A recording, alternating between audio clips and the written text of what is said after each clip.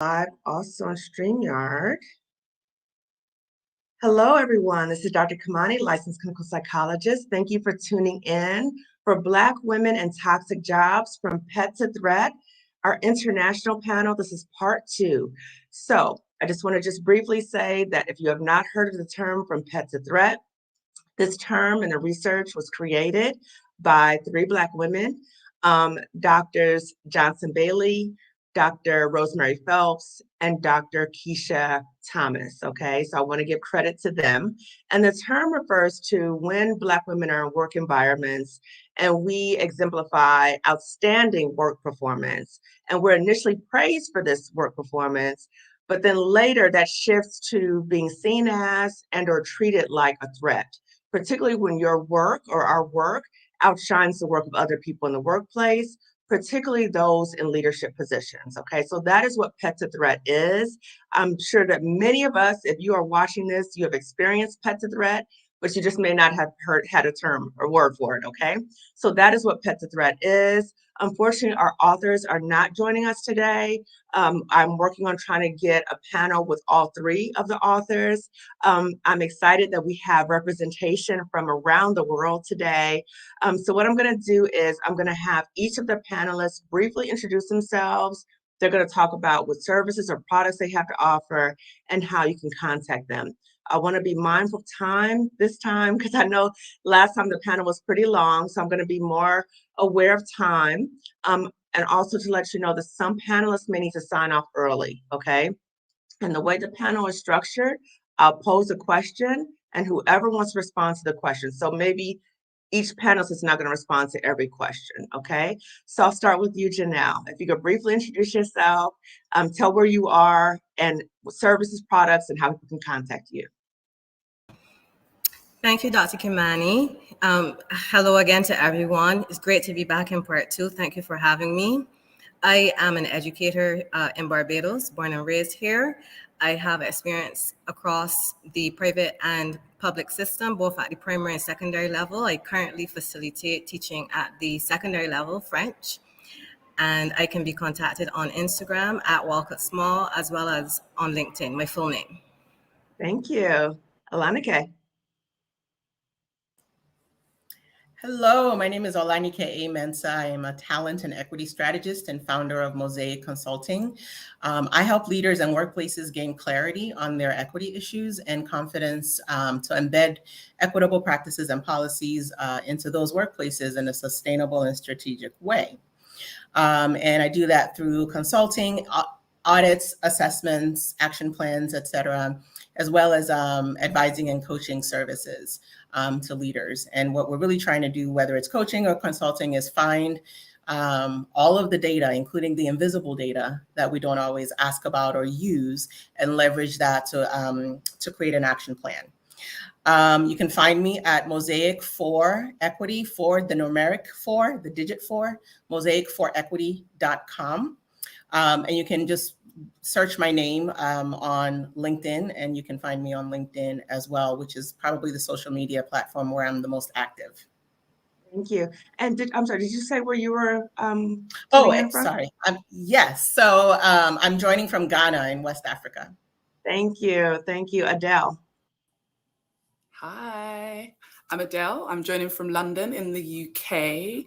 I am a career change and confidence coach. I offer one-to-one to ladies who are trying to change career and significantly increase their earnings. I'm also a podcast host, and I host the show called 5 for 2 Careers. Thank you, Adele. And you can find me on LinkedIn with my name, Adele Thompson, or you can find me on Instagram, and it's Coach Adele T. Thank you, Adele. Patrice. Good morning, everyone, and thank you so much for having me here today. My name is Patrice Verguth, and I am a licensed professional counselor. I am here in the United States. In addition to being a licensed professional counselor, I'm also a registered nurse and currently working as a nurse informaticist, as a senior clinical consultant at a large information technology company. that's also based in the US. It's actually an international company, but I work here in the United States for that company. As far as where you can reach me at, you can reach me at Inspire Counseling in Wellness, the numeric number 1 at gmail.com. If anyone is interested in gleaning any of my services, I specialize as a licensed professional counselor in depression and anxiety, and I'm a mindfulness and cognitive behavioral therapist. And what was the final question? I've forgotten. I don't want to. Well, are you going to mention your book?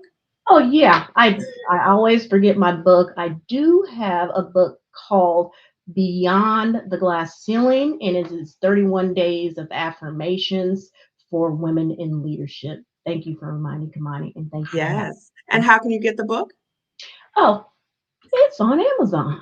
Yeah. Okay. So you go on Thank you, Amazon and get the book. And if you just put in Patrice Newman's Verga, it comes up as well. So awesome. Thank you. Thank you. Francine. Hello, everyone. My name is Francine Buckner. I'm in Toronto, Ontario, Canada. I'm an early childhood assistant, so I work with infants all the way up to toddlers, preschool, up to kindergarten and school age. And yeah, I'm glad to be here with everyone, and you can find me on LinkedIn. Thank you. Thank you. Dr. Nadia Lopez.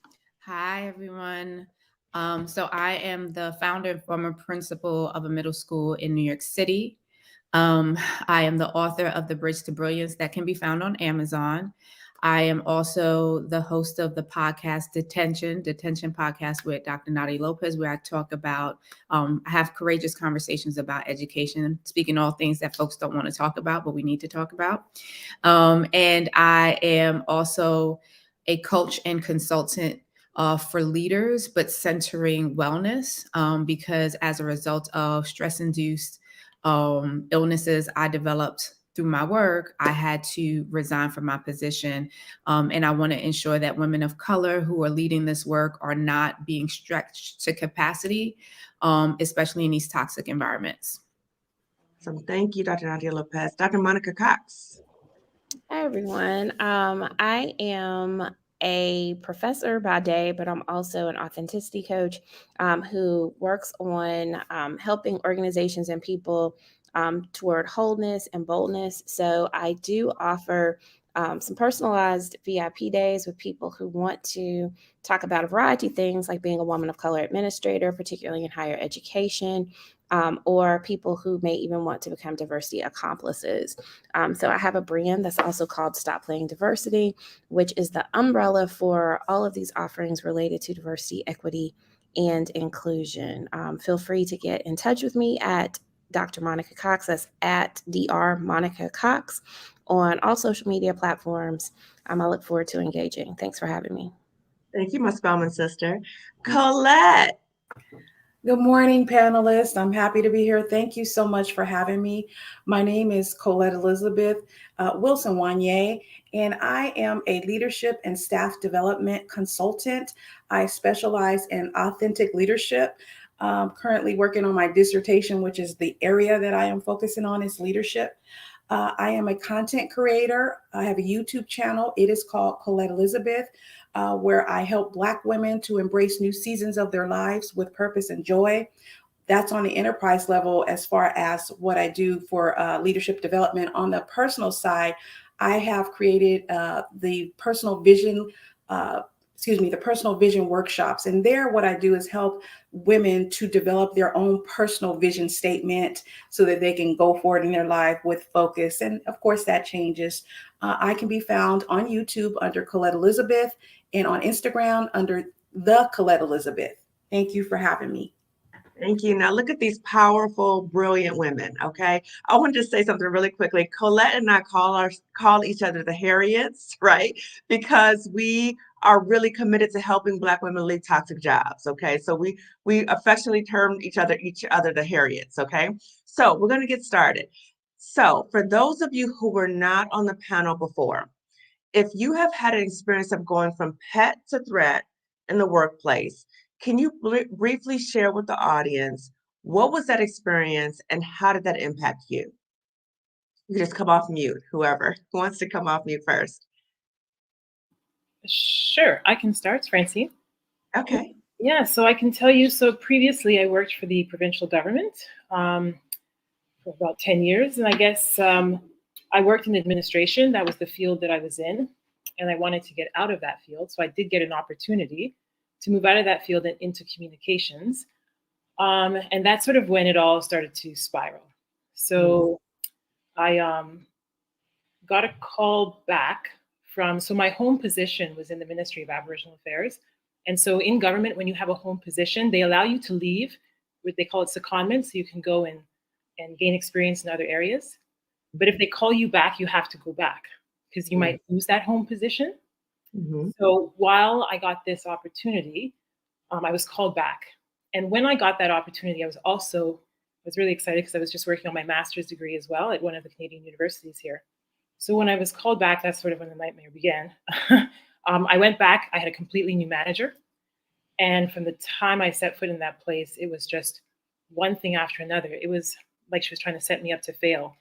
And so what happened from there is really, she was creating these situations for me to fail. And then what was happening is when I would speak up for myself, and the form of speaking up for myself would be, talking to her or starting to file grievances because she then refused to talk to me. Or what she was doing was saying that when we have our closed door meetings, she was saying that I was being insubordinate. So it became a situation. Yeah, it became a situation of she said, he said. So I had to stop those types of conversations and then I started to file grievances. And every time I filed a grievance, like it was like 10 or 11 of them, she would just come back harder. So what that did, it took the form of docking my pay. So I would come into the workplace and just say I was 2 minutes late. I would be greeted. I'd come in, I'd be greeted with an email that says, I noticed that you came in 2 minutes late. I'm going to be docking your pay. Oh, 2 minutes. Yeah. And wow. Yeah. And so it was like a continuous thing of, and so what happened was that, I was being disciplined for insubordination. And this would happen on a weekly or bi-weekly basis. So, and it was without pay. So what would happen is between doing that and docking my pay, I went home one day with a pay of $367, and my normal pay would be $1,400. So it was docked to that. Wow. Yeah, it was docked to that magnitude. And I mean, I don't even know why this was happening to me. Like I don't, and the system allowed it to be docked like that. So it was, and while this was going on, I was told that I was leaving early on Tuesdays to pursue my master's. And I was told that they could no longer do that for me. So things were happening on the outside part of my life as well. It was also affecting my daughter in school. She was also being accused of being insubordinate. With that all said, I can let you know that my master's thesis, it might shed some light. Again, I don't know where this was all coming from. To this day, I'm still not too sure. My master's thesis was the Black presence in the Old Testament. So yeah, it came down to me then, taking time off to be sick.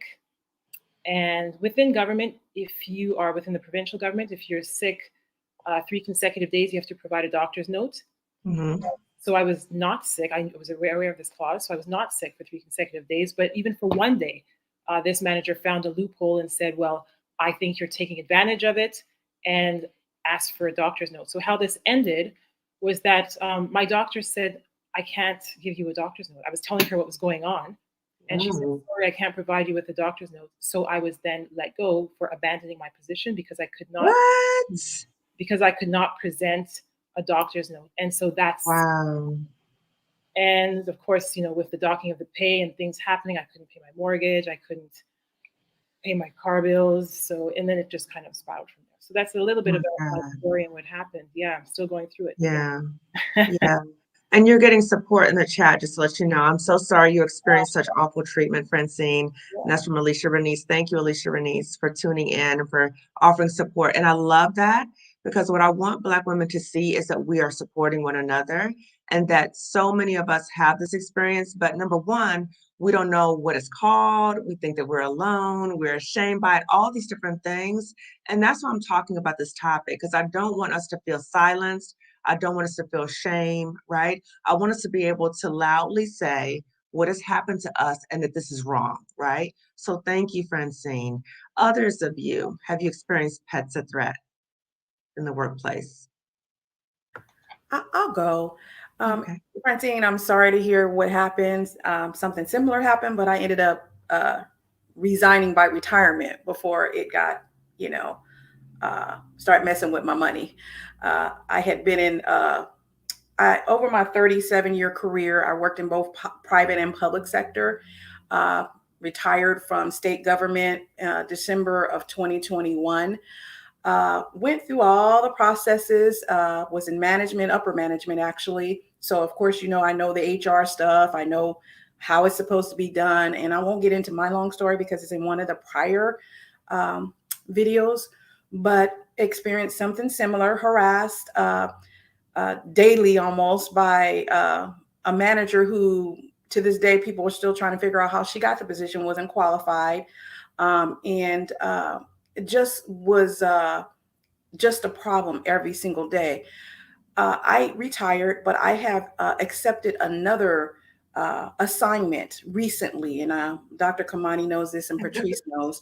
And I'll talk about it. I wasn't going to talk about it, but I think it's important because I think one of the things that you sent in the email, Kamani, was it coming from Black women.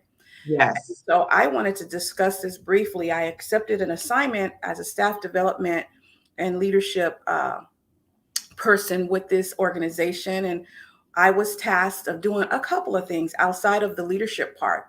One of the main things I was tasked of doing is to check all their policies, their HR policies, to ensure that they were compliant with both federal and state law. So that's what I started doing. And then I was supposed to be moving into the leadership development part of it. Well, recently, I want to say last week is I got a call from the owner accusing me of setting her. Now, when I first was brought on to the company, I was, this is the person I'm bringing in to make sure to get us in shape. Those were her words, get us in shape. And she said to get me in shape. And then anyway, so she calls me last week and says, hey, you're setting me up. You're trying to set my company up to get sued. And I said, what do you mean? And she said, well, you're going around saying we're out of compliance to staff. You're oversharing. And I asked for an example. And so she brought up a meeting that I had where I shared all of the federal and state forms that we are supposed to give people who are newly hired. You guys know I'm in California. Well, you don't know. I'm in California. California, we have a lot of rules. We never made a rule we didn't like. Okay. So our employees have lots of rights, and you have to give out all these documentation when people are hired. So I gave it at the meeting, made a packet, went through every document and said, we have to give this, explain why. She said that I was sharing too much with staff and I am setting her up to get sued. That meeting was all managers. And I explained the reason why I was sharing it is because they were hiring people and not letting me know, and these people weren't getting the packets. So that's what I was explaining. So yes, I have become a threat pretty much at this point. And I did give my resignation because I'm at a point in my life where, like the kids say, it's a no for me. You know what I mean? So I just wanted to share that. And I think it's important to point out, and I love Black women. We're all beautiful Black women from everywhere. But sometimes, the threats are not coming from external where we think they're going to be. They're coming from within. And it's very sad. And that is more painful to me than the other stuff. Yeah, absolutely. Absolutely. And I see in the comment, that was literally your job to do that, which is so ridiculous that you've been called for that. And I just want to be in full transparency. Patrice and Colette are in my coaching program, the Black Women Healing from Toxic Jobs coaching program. And Patrice and I have tag teamed Colette about this job, this other job, right? In terms of, in a loving way, right, Colette, in a loving way, right? But just pointing out that the job was really harming you, and it was no need to be there, right? That the environment was toxic, the so-called leaders toxic, all that, right? So I'm going to shift, right? So when we think about, thank you for bringing us up, Colette. When the person or the people involved are other Black people, particularly another Black woman, right? So have you had that experience? And if so, can you briefly share what that experience was like when it was another Black person or Black people and the impact it has on you? Because a lot of times it hurts deeper when it's somebody who looks like us, right? So anyone want to share in terms of if the other person or people was another Black person or people? Patrice, we're going to say something?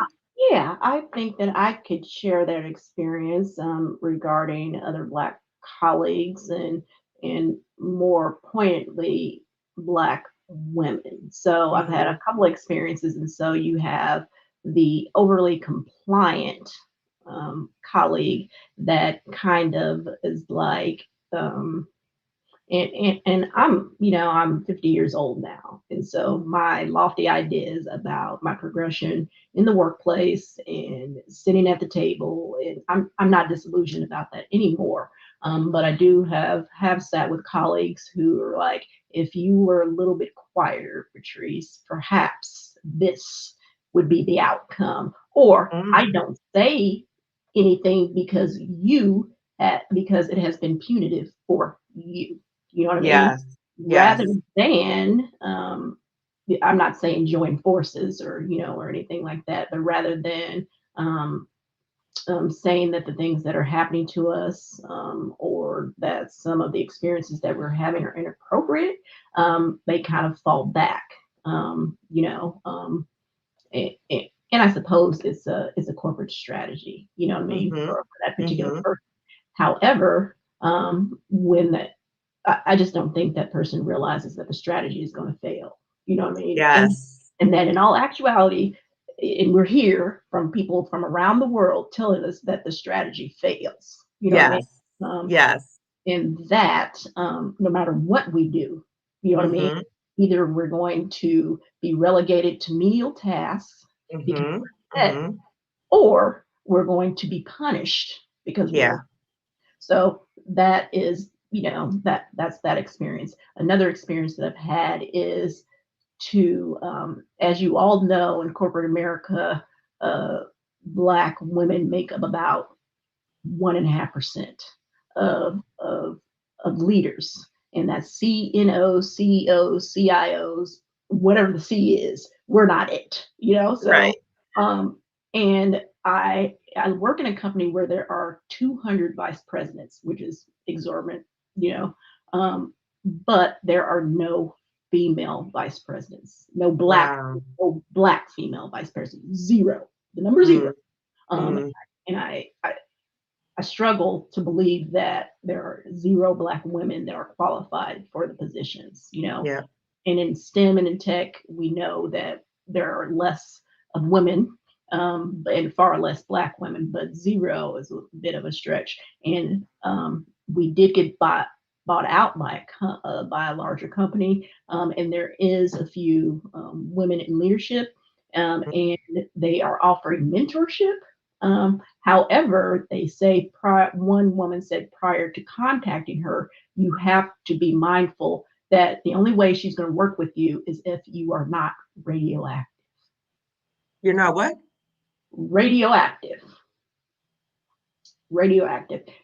And the way I interpreted it, the radioactivity is speaking out.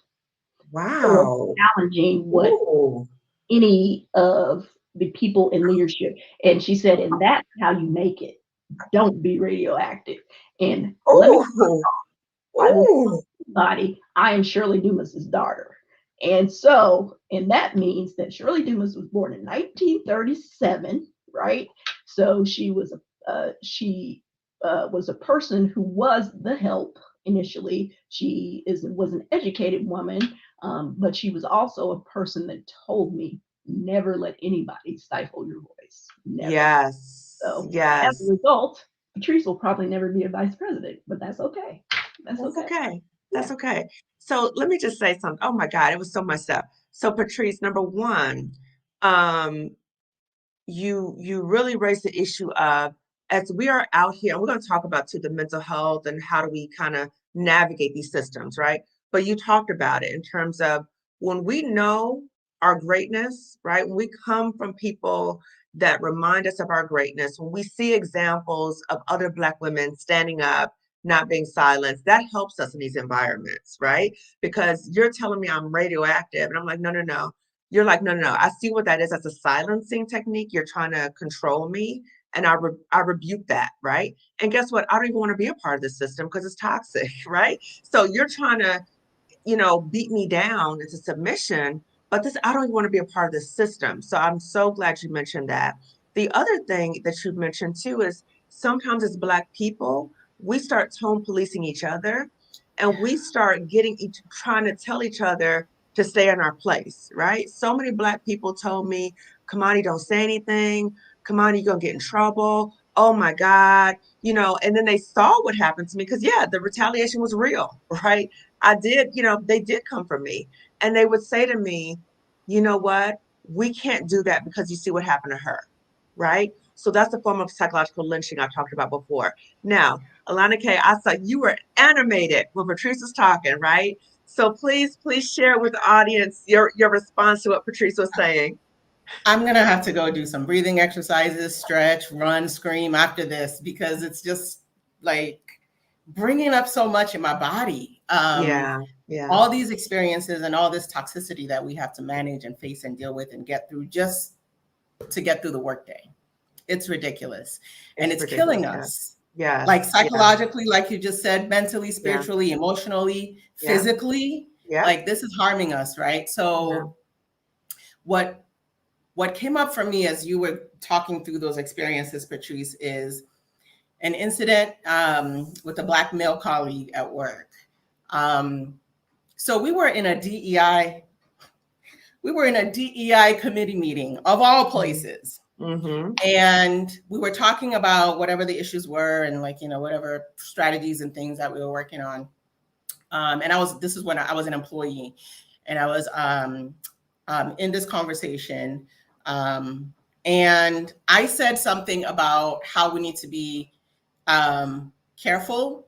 And somebody said something about merit-based in a business setting. And I was like, first of all, that's false. There is no merit-based anything. Let's just understand that that's a cop-out.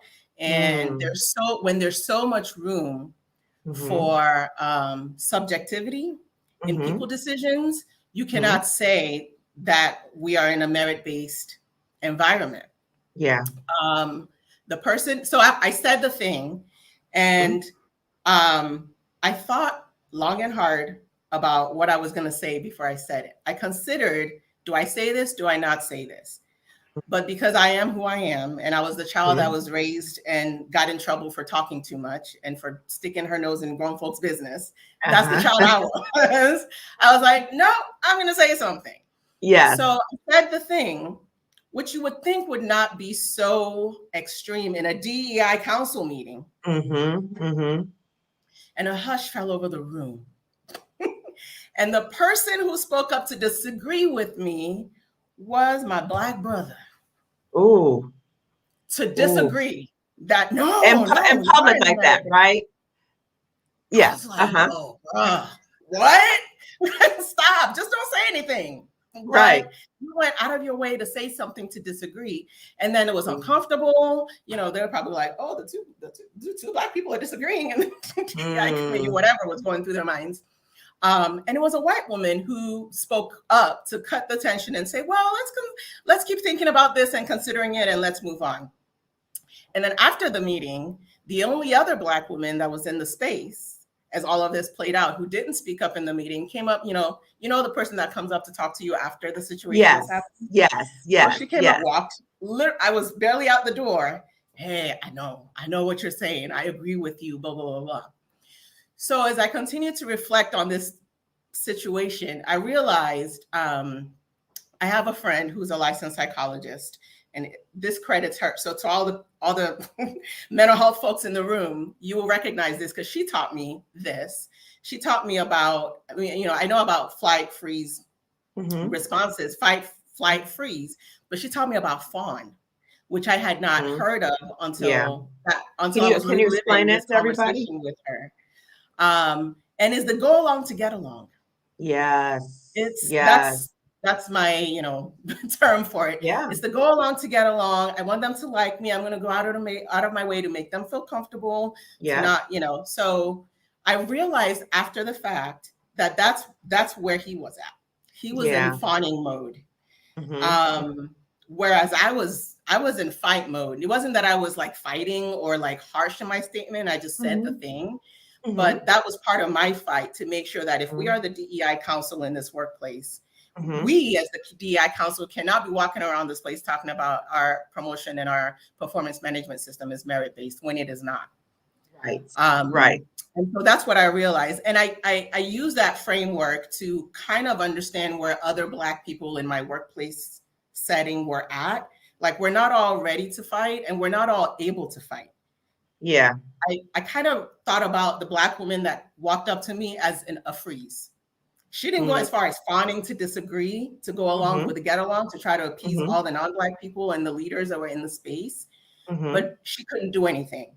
Yeah. And whatever her calculations were, I respect that more than fawn, more than kind of disagreeing with something because you're so lost in the sauce that you can't even see beyond your own individual. We're not there for ourselves at that point. Like, we're there to try to make a difference. Yes. Like you're drinking a Kool-Aid that's poisoned. Like you're believing that you think that if you align a certain way, or if you don't make people uncomfortable, that, oh, you're going to get promoted and you'll get these things. It's a lie. Exactly. It's a lie. Exactly. Yes. Thank you. Monica, Monica, I'm going to get you 1 second. Okay. I just wanted to make a comment. So when you talked about that, it reminded me that many times for us in the workplace, when we work for other people, we are many times as Black people in survival mode, right? So survival, like, I need to keep this job. I got bills to pay. I want to promote. Like, it's very much survival based, right? But when you think about speaking up and speaking out, like you talked about in that DEI space, is that you're looking at the survival of Black people, the collective, and at the workplace. Like, wait a minute, this is not going to do well for Black people. So the collective.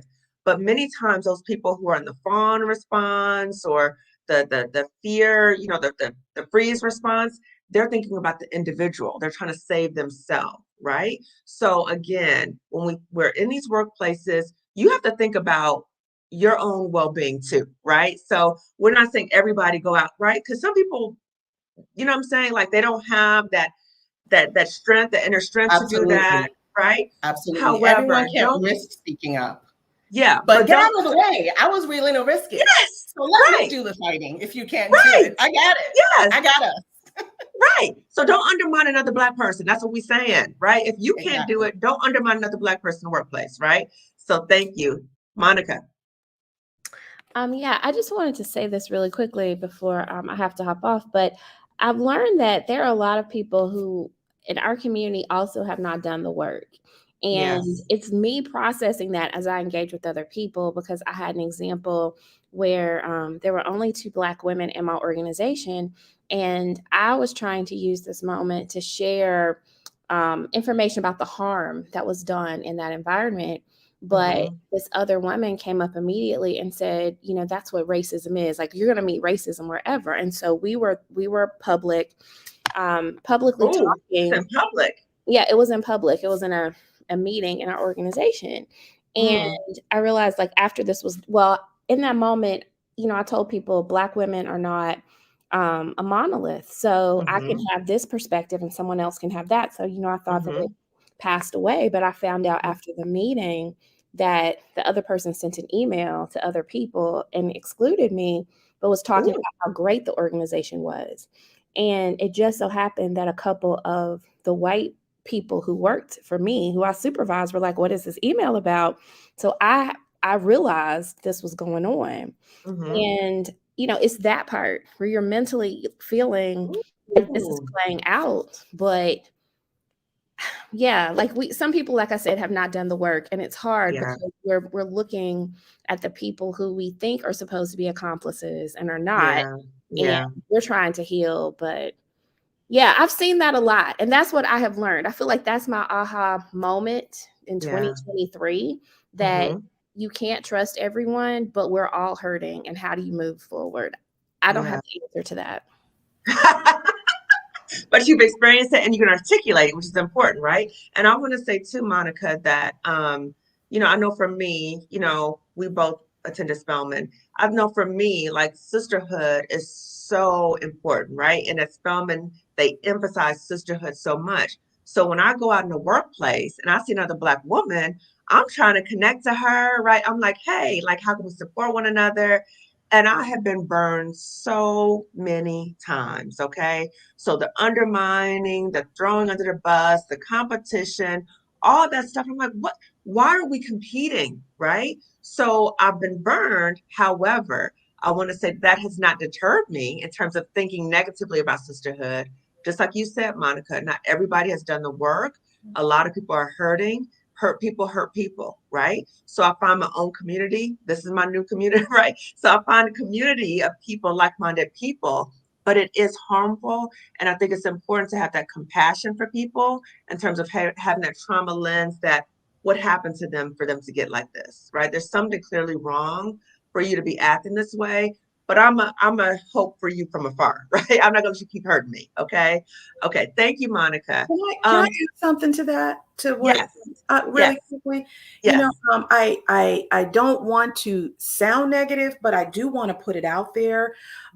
For some of us, we do know, and it is a strategy. Okay. Some of us, it is, they want to be the one and only. They want to be the one by the door. And I have experienced that.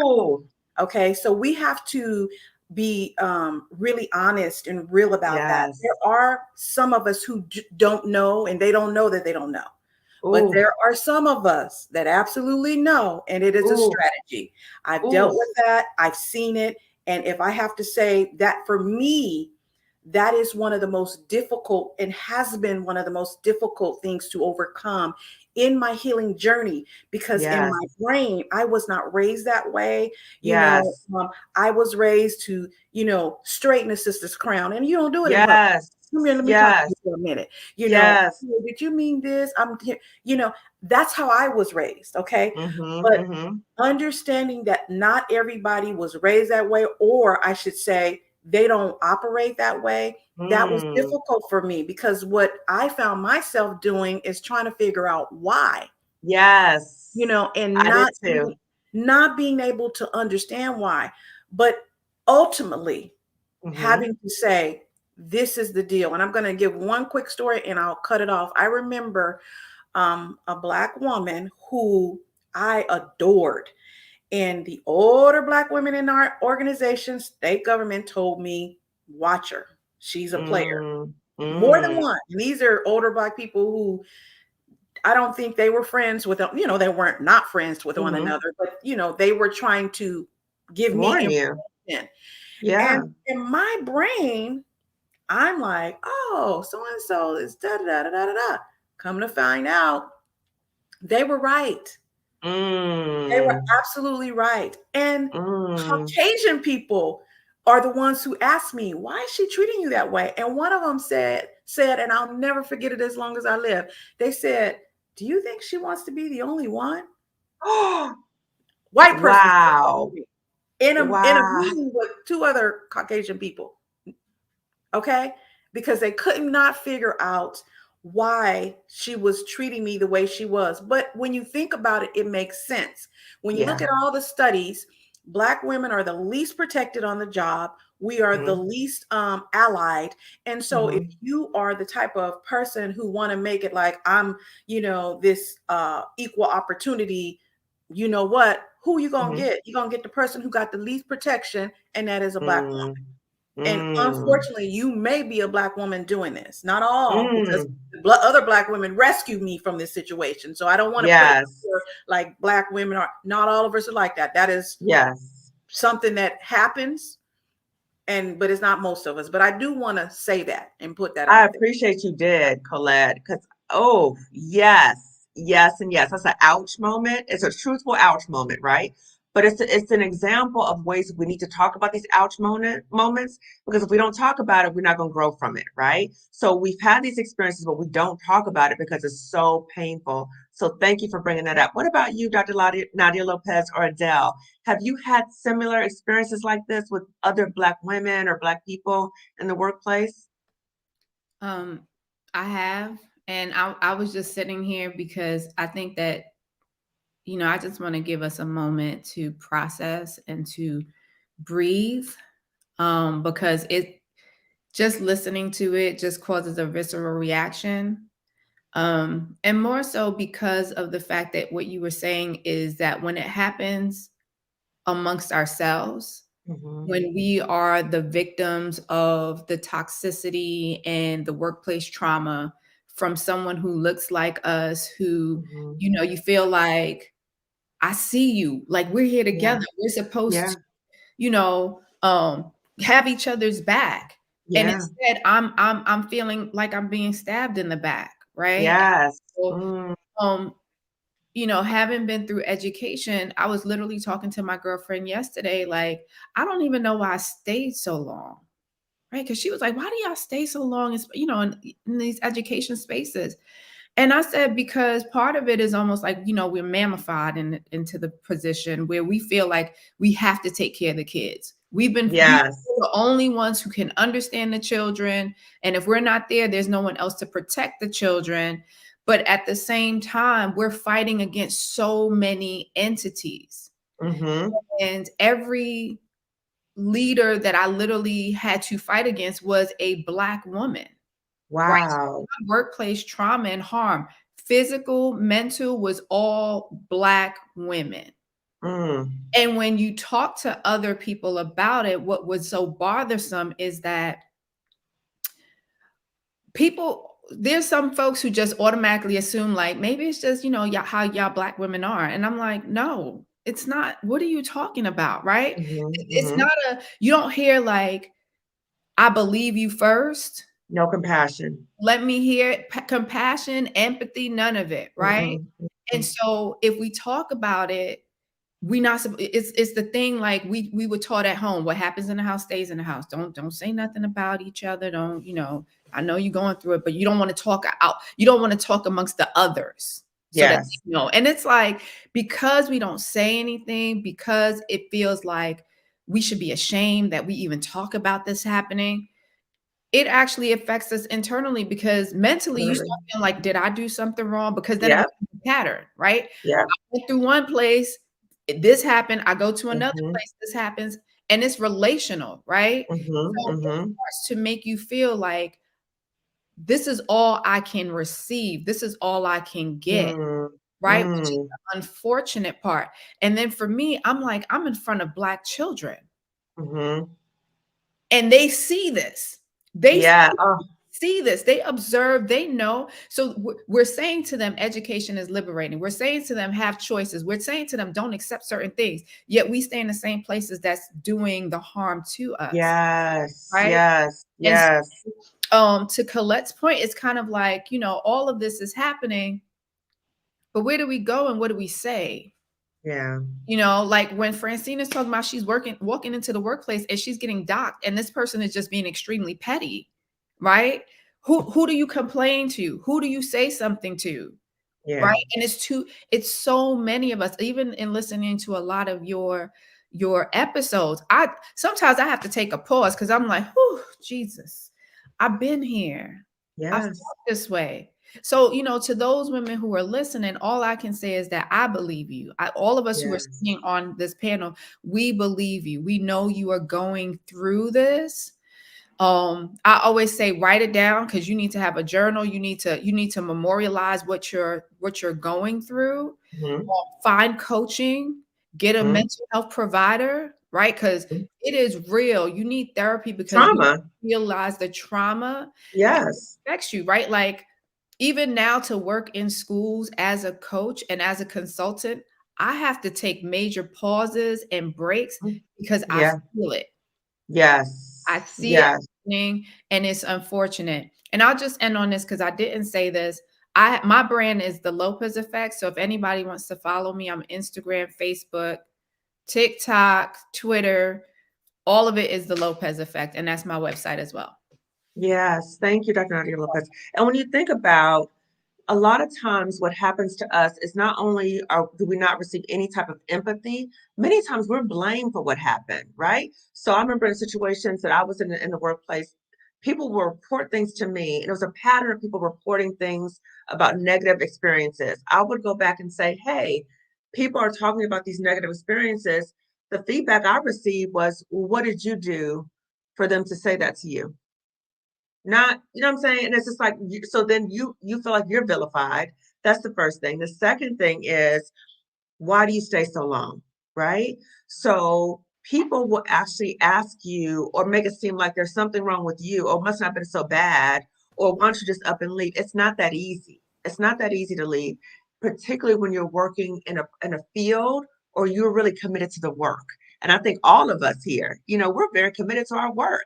I stayed way too long because I was working with kids, right? And I was particularly focused on the Black kids. How am I going to help these Black kids, right? So I'm taking the beat down. I'm taking demeaning behavior. I'm taking a demotion. I'm taking all these things because I'm thinking, no, I got to keep staying here for the Black kids, right? But it was killing me. So how can I help anybody if it's killing me? Okay. And then the other thing you talked about was sometimes we start beating ourselves up for staying, right? So I know even once I started exiting, I started beating myself like, why did I stay there so long? I should have told that woman, right? So we start replaying that stuff back. That does not serve us, okay? That's something we talk about in the coaching program. Colette and Patrice know we talked about self-compassion and self-forgiveness, right? Because you get nowhere, keep beating yourself up. Okay, so thank you. Adele, what about for you? Yes, I've definitely experienced this. I've actually feel like I've experienced it from a really young age, even through school. I was very much in predominantly white schools and then predominantly white spaces all through my career. Like it's literally, even till this day, I'm in human resources and recruitment. Previous to that, I was an educator. And I've literally seen, what I found was that it was almost that Black women in leadership, because it was a white space and maybe they were the only other Black women, and then I showed up, they almost anticipated there was going to be a problem. So there was already a problem with me immediately. Immediately, maybe I was, oh, you seem like you're going to be quite loud. Or like there was already an anticipation. I remember even in school, like just teachers just already ready, thinking they've already got these preconceived notions, almost how when you're in white spaces, like they have preconceived notions of the Black woman. These women had adopted those sort of traits.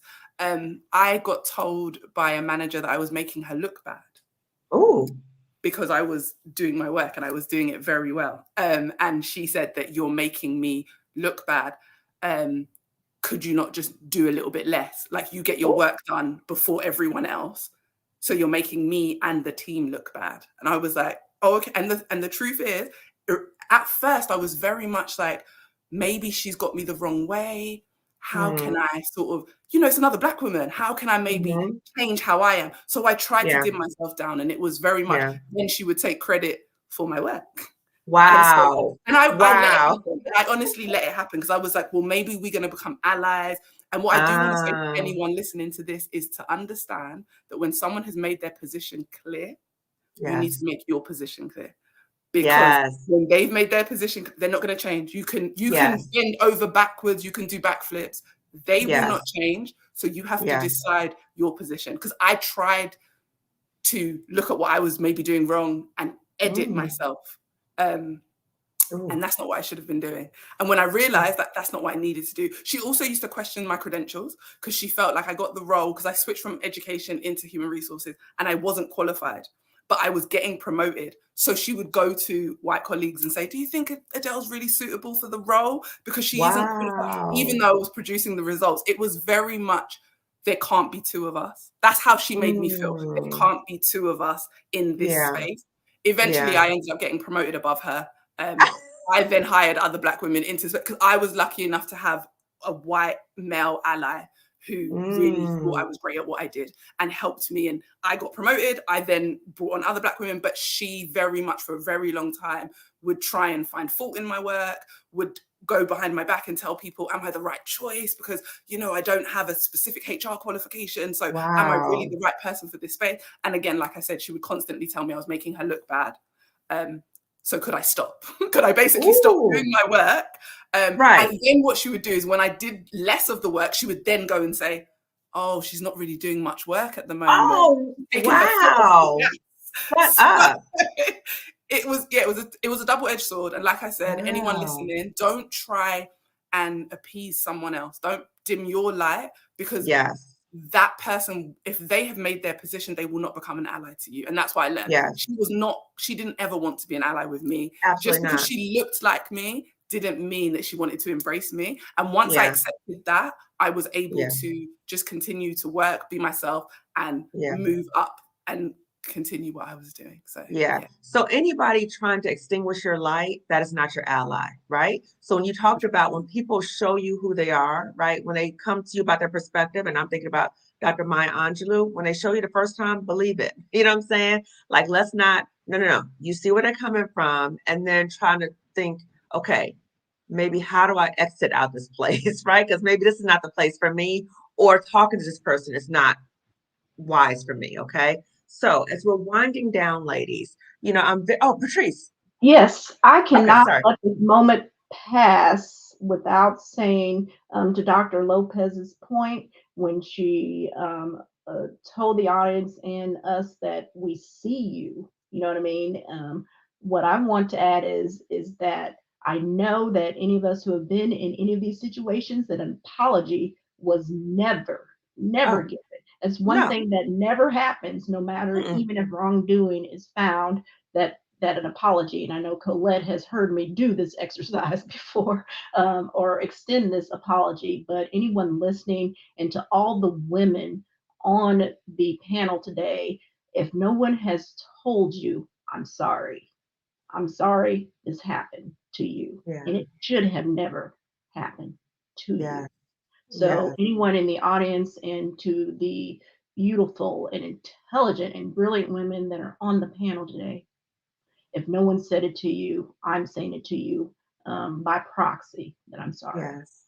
And I want to say, collectively, we are all saying that we see you, we hear you, we believe you, and we're sorry that you're having this experience.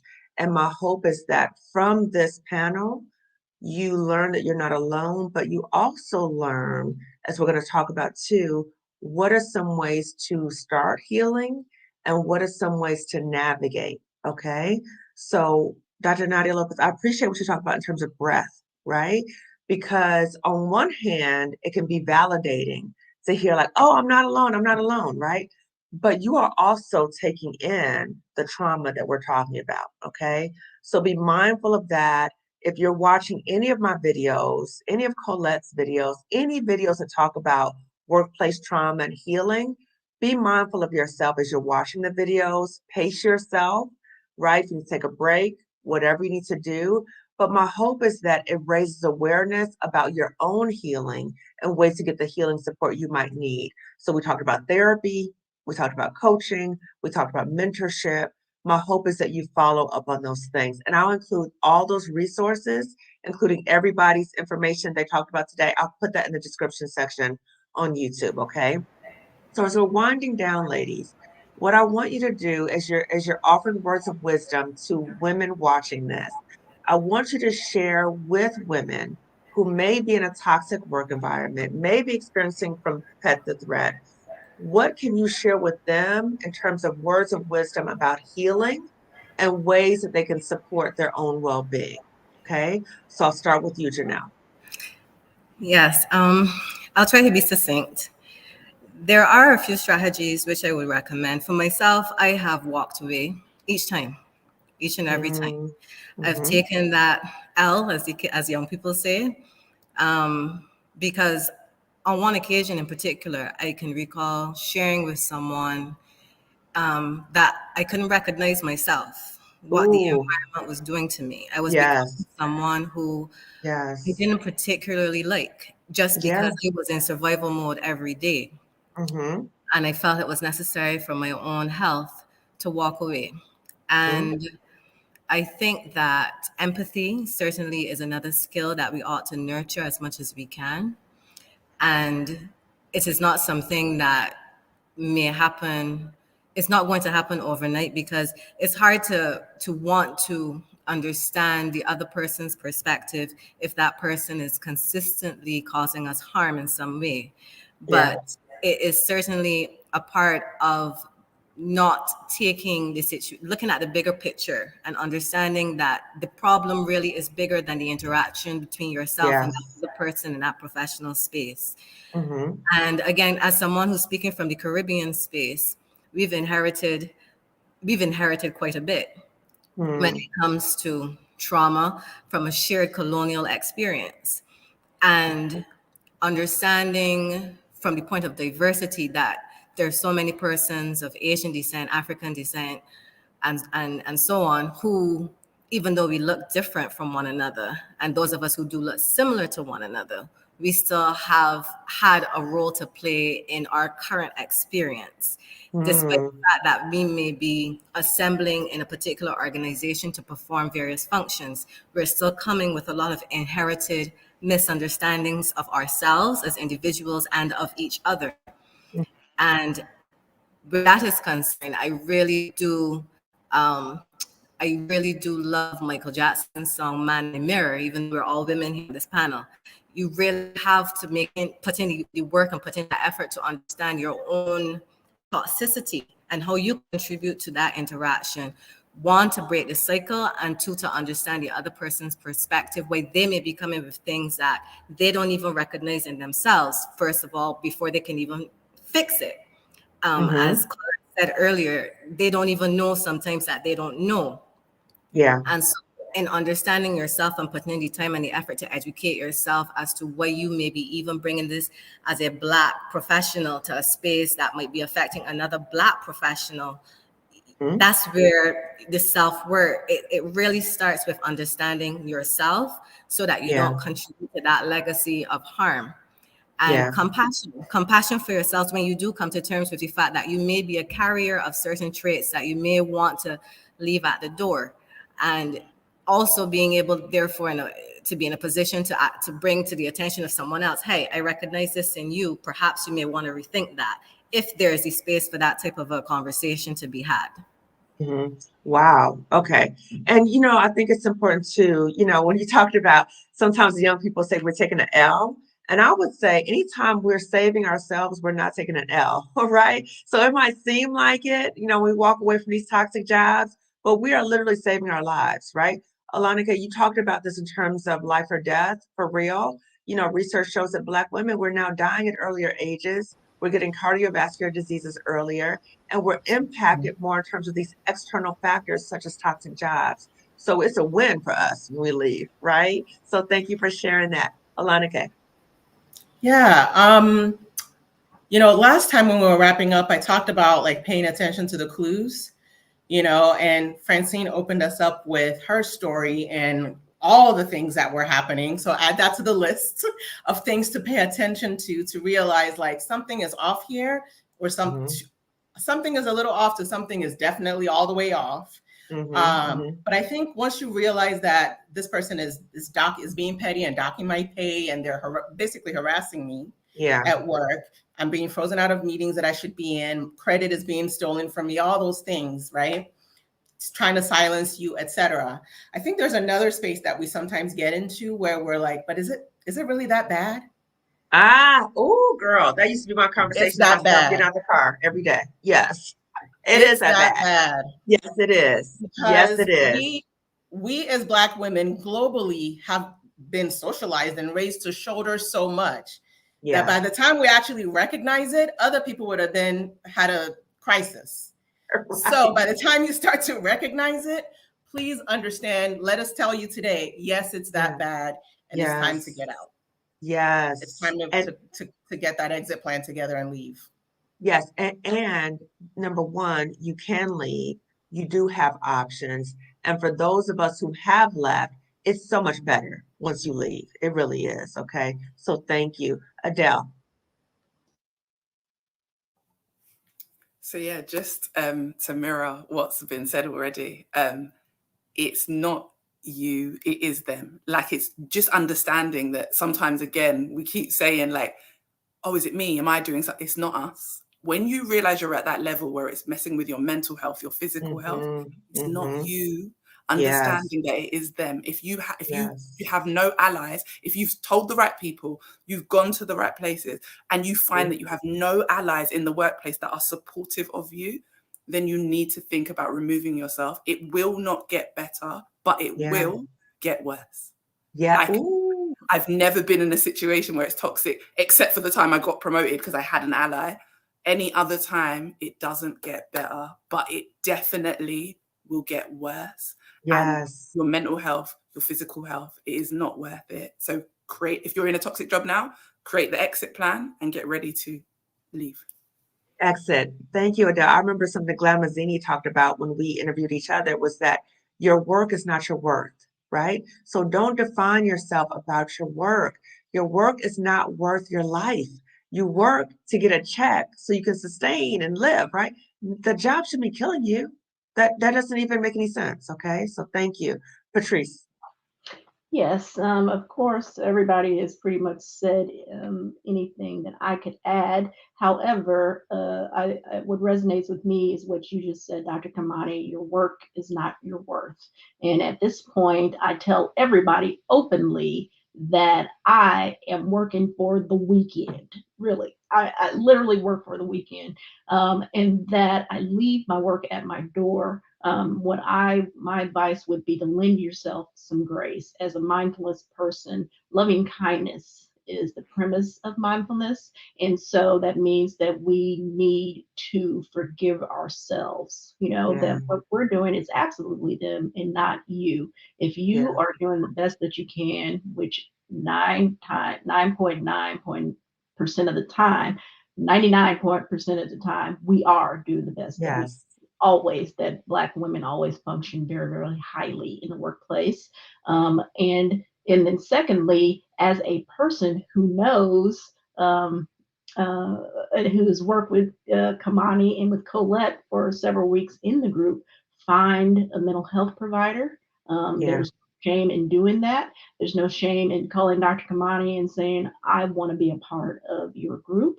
And secondly, what Colette, Kamani, and I have found is that humor, like in those groups, we had such a good time. And I'm always, and we've helped Colette navigate through her 25th toxic work environment in her lifetime. And she finally left, and she knows what I always say to her. I'm going to be appropriate today, but she knows what I'm talking about.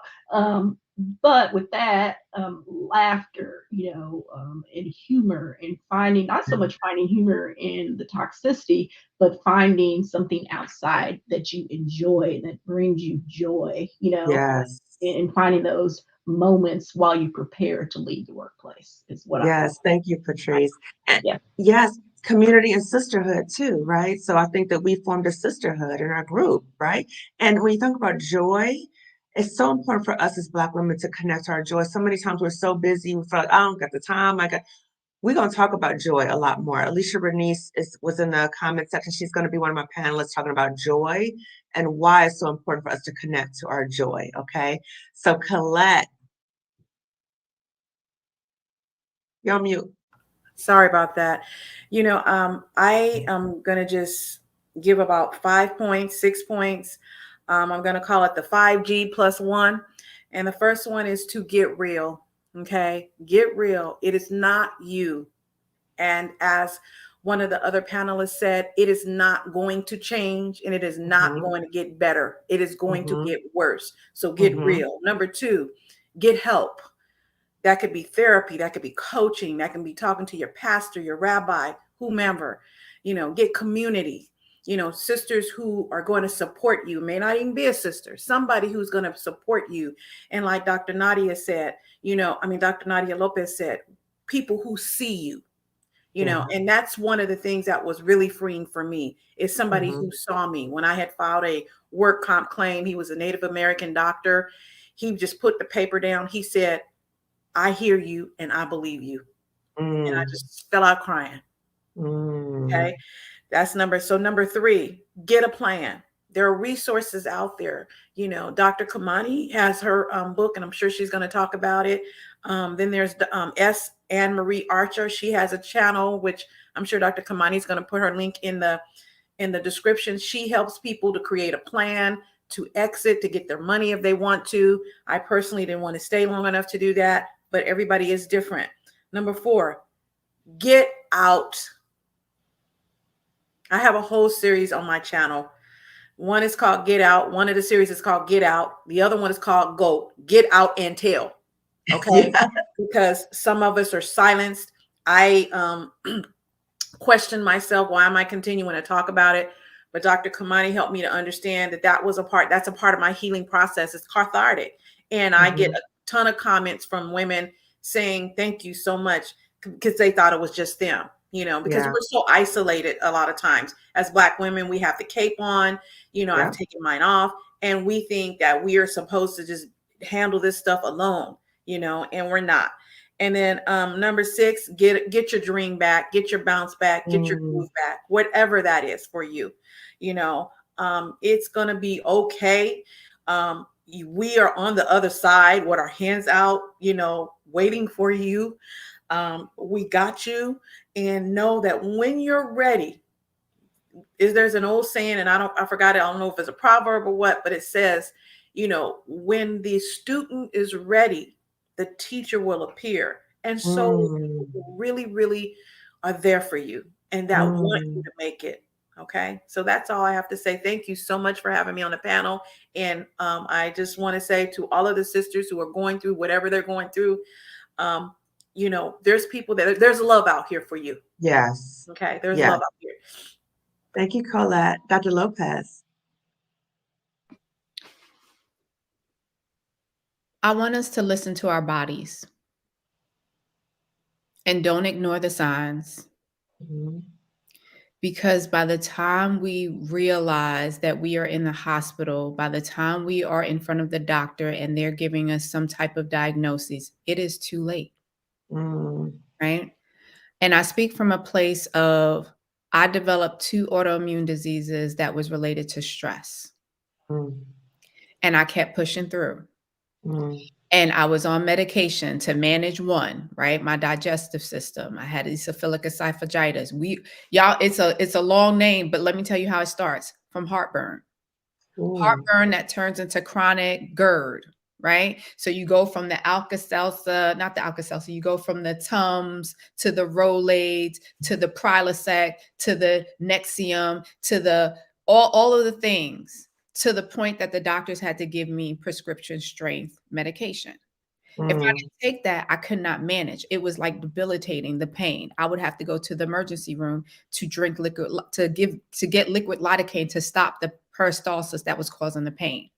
And it's the type of, you develop like this gas that you think you're having a heart attack at night, right? It was chronic. It was happening all the time. But because I was taking that medication to manage the symptoms that was from stress, it started to damage my kidneys. And so I want you to understand, the kidneys cannot regenerate, right? They're like your filter system. So once they're damaged, what happens is over time, it just gets worse. And so the doctors gave me 3 options: kidney transplant, dialysis, or plan for an early death. Right? For a job that I love, in a system that could care less about whether or not I was alive or dead. Right? And so that's why I say, you know, don't kill yourself for a job that's never going to mourn you. Yes, yes, yes. And so what you have to ask yourself is, if you have children, if you have people that you love, would you say to them, keep going, stay in that job? Or would you tell them to leave and go? And if you would tell them to leave and go, then you start making the plan, like everyone has said, to exit out. I know it's not easy. because you got financial responsibilities. You have, you have your ego because you were in this position and people identify you as such. But I want you to know that, would you rather step out and just have to deal with that, or people being at your vigil, people being at your funeral service because you're not here? It does become life or death. Yeah. So listen to your body, because it will tell you things. Those headaches that can't stop, the heart that keeps racing, the anticipation that creates the anxiety, then the depression, you crying before you get to the job, you crying at the job, you crying when you left the job. That's not normal. It's not normal. So I want everyone to take gentle care of themselves, do an inventory, and be okay with saying, this is not for me, because, I'm a believer in Jesus carried the cross. I don't need to do that. Yes, yes, yes. And Dr. Lopez, I just want to say, I have quoted you so many times in my videos because you've talked about that quote that I love so much. Don't kill yourself for a job that would not mourn for you at your grave. I say that a lot. The other thing is you talk about the impact these toxic jobs, the trauma has on not only us, but on those who love and care for us, right? So you talk about your mother, you talk about your daughter, right? And we have to think about, when we're in a toxic job, what are we modeling for? If you're a parent, what are you modeling for your children, right? If you have people who love and care about you, it's hurting them to see you being harmed, okay? So my hope is that you look, you listen, you pause, you reflect, you patience the signs, you watch this video over and over again and take notes, okay? Because we offered you a lot of different things. But I just want to say again, you cannot heal in the same environment that's harming you. So, Colette, Patrice, we talk together, we're in my coaching program. Well, I'm the facilitator, but they're in my coaching program. And so that's part of what we talk about, right? We form community. And so I also want to offer you support, right, in whatever ways I can. So my YouTube channel, that's the way I'm trying to reach as many Black women as I can, okay? Because I feel like it's my mission that now that I've gone through it and I've made it over, right? I'm still healing, right? I don't want to say to anybody I'm all healed. I'm still healing, right? But as I'm healing, I want to help support other Black women in the healing process. I want you to know there's a way out. I can support you through the YouTube channel. If you want to check out my coaching program, the Black Women Healing from Toxic Jobs, I'll put the link there. And I also have a free training, a free 1-hour training for Black women, how to get out. Okay, so I'll put that in the description section as well. And lastly, if you are in a toxic job and you're like, I'm not ready to go yet, I'm trying to figure things out, I'm so lost, I also have a Welcome to Your Queendom digital fillable workbook, because you are a queen. We are all queens, okay? And these jobs that treat us like that, they do not deserve us, okay? Know that you deserve better, and please take good care of yourself, okay? So if you have not already subscribed to my channel, please do so. Lifting Us to Calm Consulting Wellness Services. Please share this video with other Black women. And I wanted to say again to my panel, such brilliant, powerful women, that I'm so thankful to each of you. And my hope, ladies, as you're watching this, anyone who's watching this, you know that you have options. You don't have to stay there, okay?